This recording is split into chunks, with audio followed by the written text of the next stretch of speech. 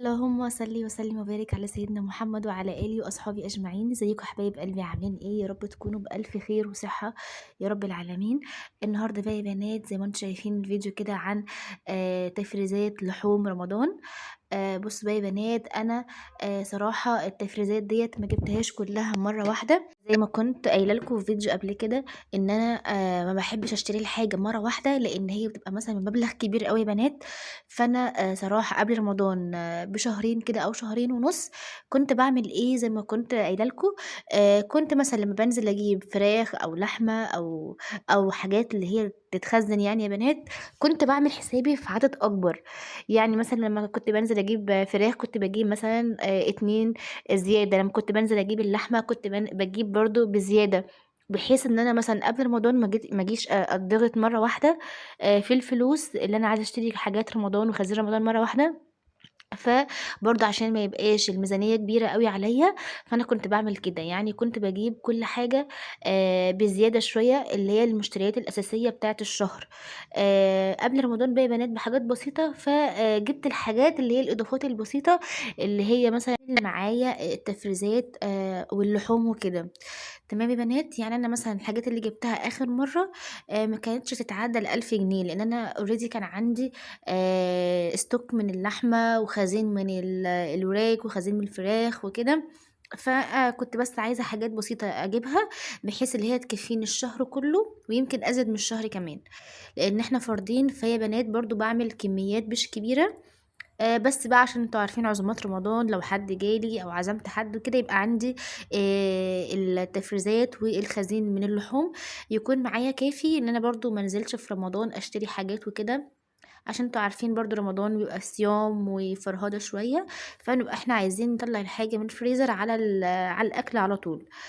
بس يا بنات هنا بقى كنت بوريكم آخر حاجة كنت شارياها. كنت جايبة 4 كيلو راك، نضفتهم طبعا وعملت لهم محلول النقع بتاعهم، وزي ما انتم شايفين كده قسمتهم في علب. كل علبة خدت معايا 3. حجم الورك يا بنات هو وسط، مش كبير ولا صغير، أنا باحبها اللي هي تكون وسط برضه. عمل معايا برضه كمية محترمة. وجِبت برضه يا بنات لحمة، جِبت برضه 4 كيلو لحمة مفرومة.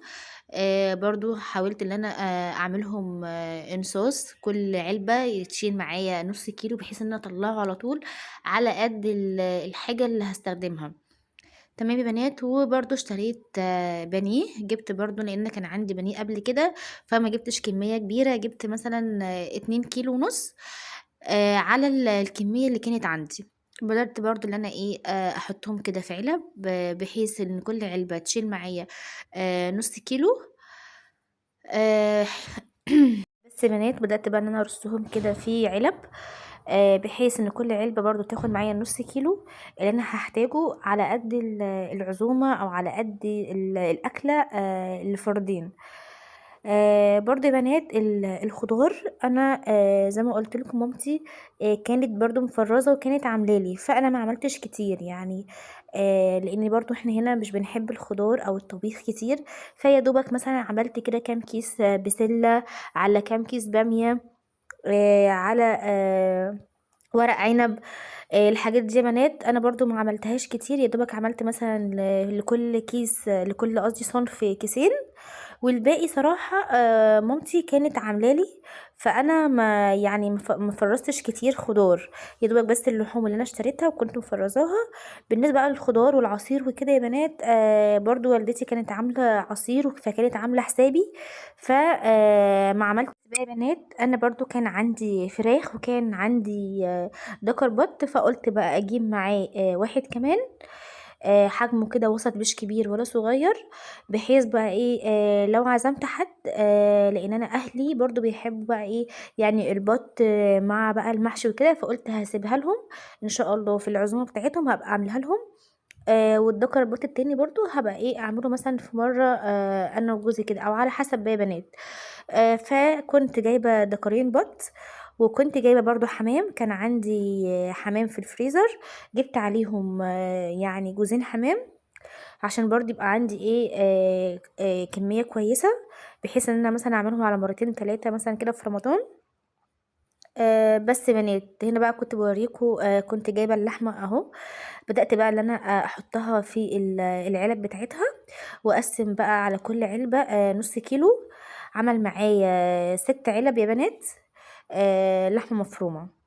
تمام، وكان برضه عندي 2 كيلو، فكده بالنسبة لي اللحمة المفرومة كويسة جدًا تقضّي إن شاء الله معايا الشهر، لأن أنتم عارفين اللحمة المفرومة بقى بتخش في حاجات كتير يا بنات، سواء بقى صواني، جلاش، مكرونة بشاميل، كُفت، اللحمة صراحة بتخش في حاجات كتير، فأنا عملت كمية كويسة منها. تمام يا بنات.